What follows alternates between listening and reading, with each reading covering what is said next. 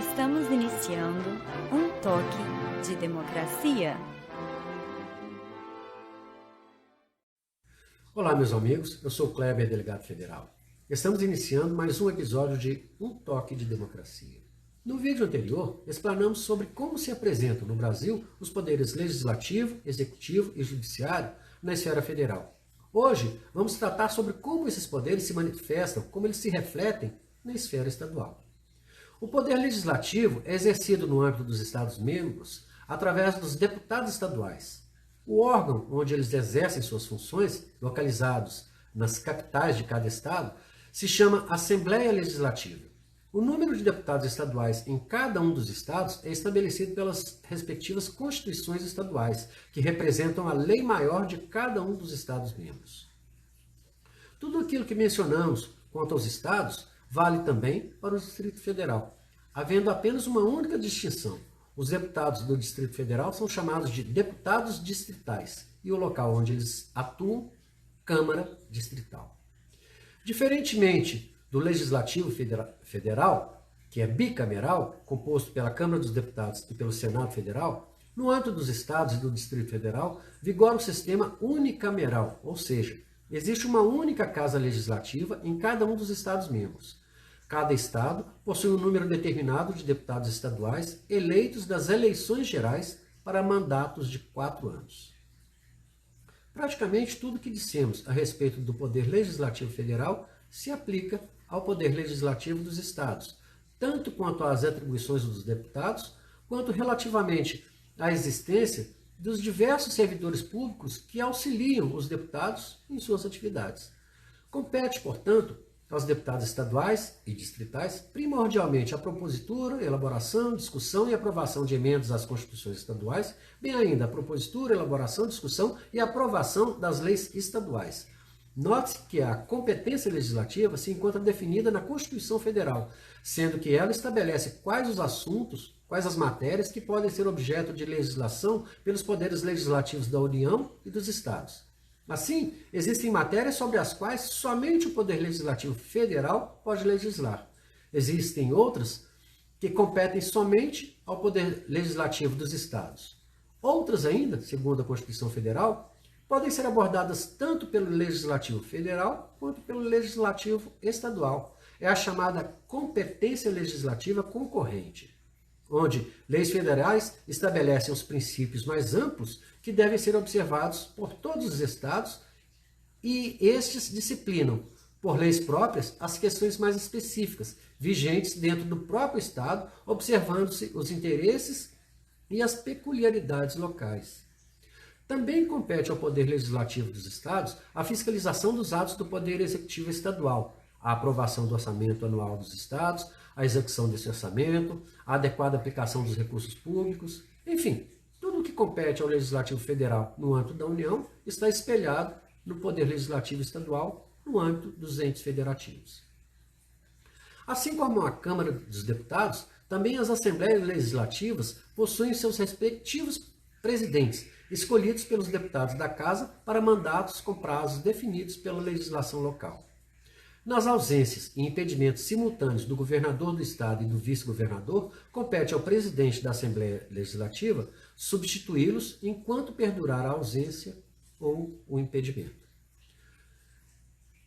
O Poder Executivo, por sua vez, no âmbito estadual, é chefiado pelo respectivo governador, que é eleito nas eleições gerais para mandatos de 4 anos, sendo permitida uma recondução, ou seja, pode se candidatar à reeleição uma única vez. Tudo o que já dissemos no vídeo anterior sobre o Poder Executivo Federal pode ser repetido aqui.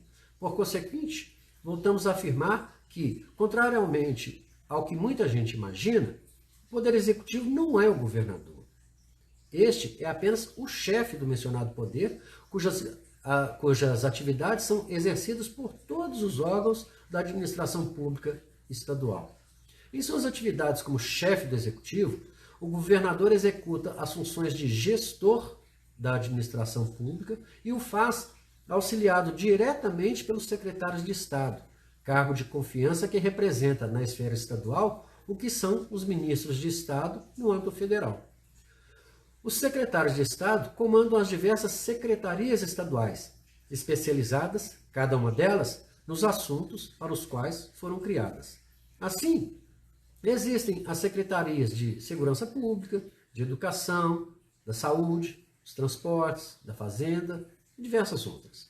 E sob a tutela de cada uma dessas secretarias, existem diversos outros órgãos públicos. Por exemplo, em muitos estados nós podemos observar, sob o comando da Secretaria de Segurança Pública, órgãos como as polícias civil e militar, o Corpo de Bombeiros, o sistema carcerário e diversos outros órgãos vinculados àquela secretaria.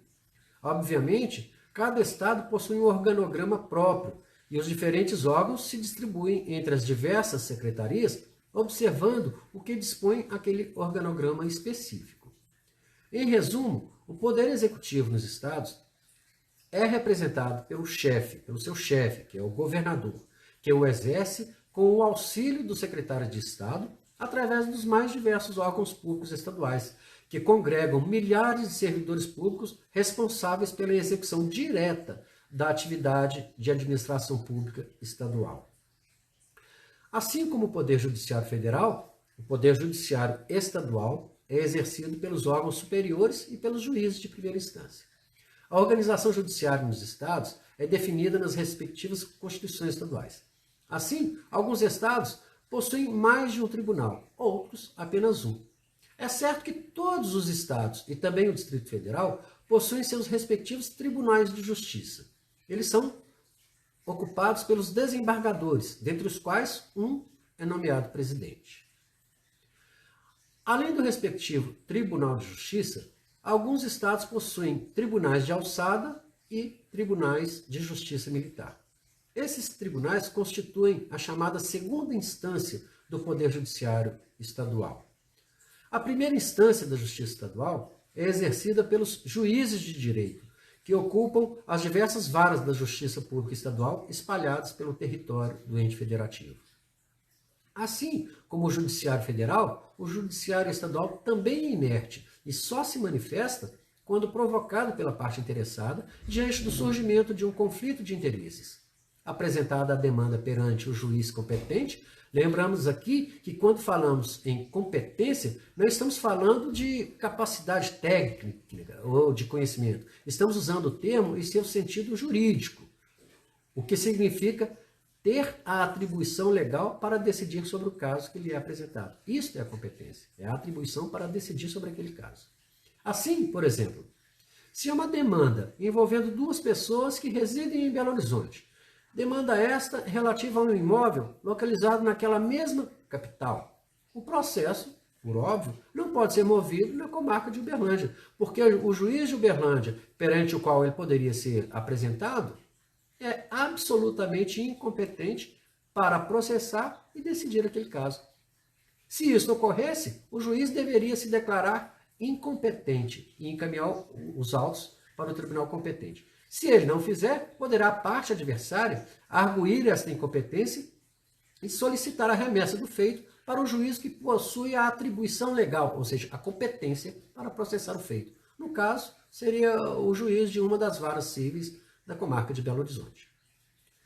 Quando um juiz de primeira instância, ou seja, de primeiro grau, decide um processo, caso uma ou ambas as partes discordem do que ficou decidido, poderá apresentar um recurso chamado apelação, que será levado ao Tribunal de Justiça, onde um colegiado de desembargadores reavaliará o caso, observará as provas e argumentos apresentados e decidirá se mantém o que ficara anteriormente decidido ou se reforma a sentença, alterando a decisão. A esta atividade do Poder Judiciário damos o nome de judicância. Somente os juízes e os desembargadores, que são os representantes do Poder Judiciário, podem exercê-la.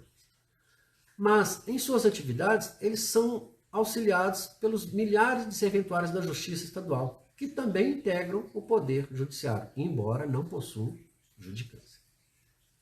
No próximo vídeo, trataremos dos três poderes na esfera municipal. Eu sou Kleber, delegado federal, candidato a vereador. Meu número é 55155, PSD. Muito obrigado.